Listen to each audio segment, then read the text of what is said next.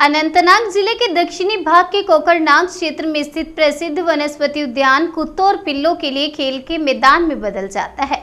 वनस्पति उद्यान कोकरनाग समृद्ध वनस्पतियों और जीवों के साथ और सुंदर अल्पाइन, गुलाब, उष्णकटिबंधीय पौधों और लगभग 1000 आकर्षक पौधों और पेड़ों की कई किस्मों से भरा है।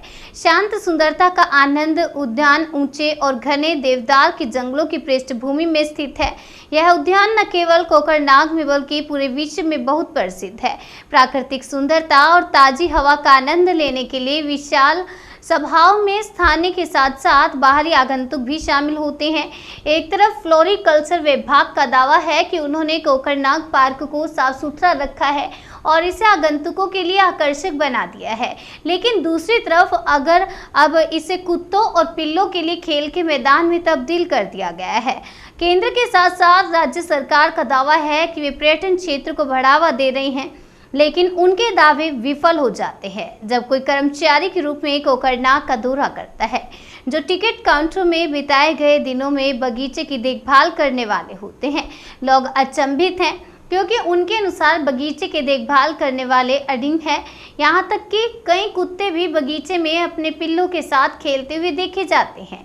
इस बीच उद्यानों को पर्यटन विभाग की रीढ़ की हड्डी और अर्थव्यवस्था का महत्वपूर्ण स्रोत माना जाता है। जब इन पार्कों और उद्यानों की उचित देखभाल की जाती है और मुक्त प्रदूषण और अन्य चीज़ों को बनाए रखने की देखभाल की जाती है, तो हमें बगीचों में प्रवेश करके कुत्तों को रोकना चाहिए ताकि आगंतुक गंतव्य की ओर आकर्षित हों।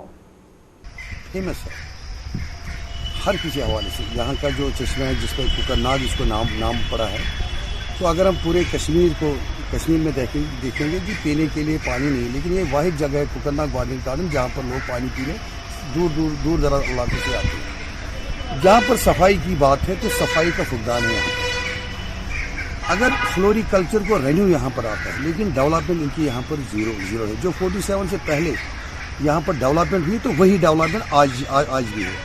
मैंने एज काउंसलर कोकरनाग बहुत बार फ्लोरिकल्चर के डिस्ट्रिक्ट ऑफिसर से बात की।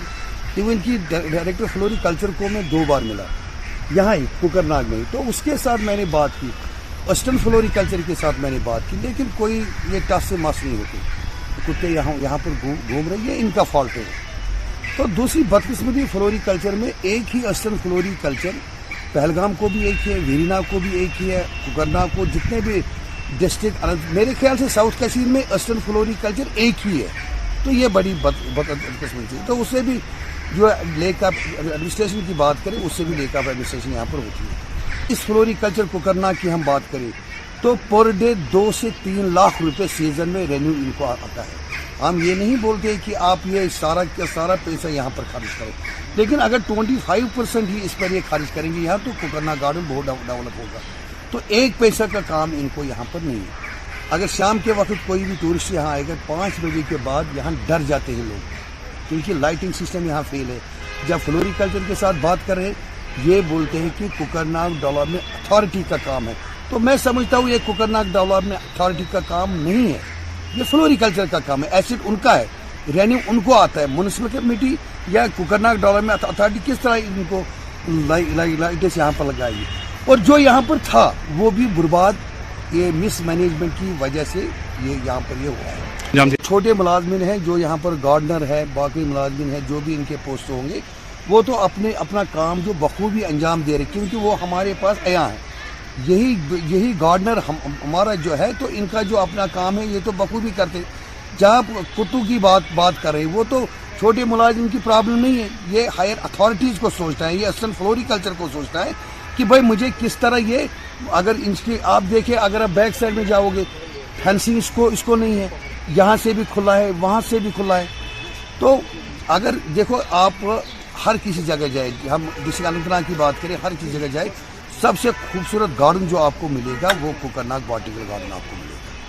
देखिए, आपकी वसादत से मैं कहना चाहता हूँ, जो ये लाइटिंग सिस्टम है ये बड़े टाइम से डिफंक्ट पड़ा हुआ था, लेकिन जो हमारे हेड ऑफ डिपार्टमेंट है, डायरेक्टर साहब है, वो कमिश्नर सेक्रेटरी फ्लोरिकल्चर है, they have taken a serious note regarding this issue, और इसकी फंड अलॉटमेंट भी हो गई। इंशाल्लाह विद इन द मंथ ये रिस्टोर हो जाएगा। While visiting A garden it's a social responsibility. मैं आपको बता दूं कि जो यहाँ पे 90% विजिटर्स कोकरनाग मोस्टली यहाँ लोकल विजिटर्स आते हैं, तो दे एंड अप विद लंच।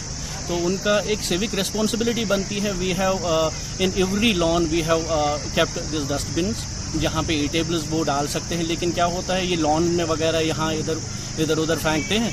तो यहाँ इस लेफ़्ट साइड से आप देखिए रेजिडेंशियल एरिया है और पूरा जो गार्डन है ये बहुत बड़ा है, तो इसकी फेंसिंग कहीं कहीं इंटैक्ट नहीं है। तो यहाँ इस प्लेटफार्म से मैं ये कहना चाहता हूँ कि एक सिविक रिस्पॉन्सिबिलिटी ले लें, जितने भी विजिटर्स आए हैं, जो भी ईटेबल्स हैं वो प्रॉपरली इसको डिस्पोज करने के लिए डस्टबिन में डालें। सर देखिए, फ्लोरिकल्चर डिपार्टमेंट के जितने भी गार्डन्स हैं, चाहे वो डिपार्टमेंट खुद उन्हें रन करता हो या आउटसोर्सिंग हुई हो, ये जो जितना भी रेवेन्यू इसका आता है that goes straight to the government fund. तो ये एडमिनिस्ट्रेटिव डिसीजन है कि इस डिपार्टमेंट को हमने बेसिकली इससे पहले भी रिक्वेस्ट की थी हायर अथॉरिटीज़ हायर अप्स को कि इसमें थोड़ा सा जो रेवेन्यू जनरेट होता है हर किसी पार्क में, तो इसमें से 20 to 30% for the development of the said park दे। तो but is administrative decision, we have conveyed our message, इंशाल्लाह हो जाएगा।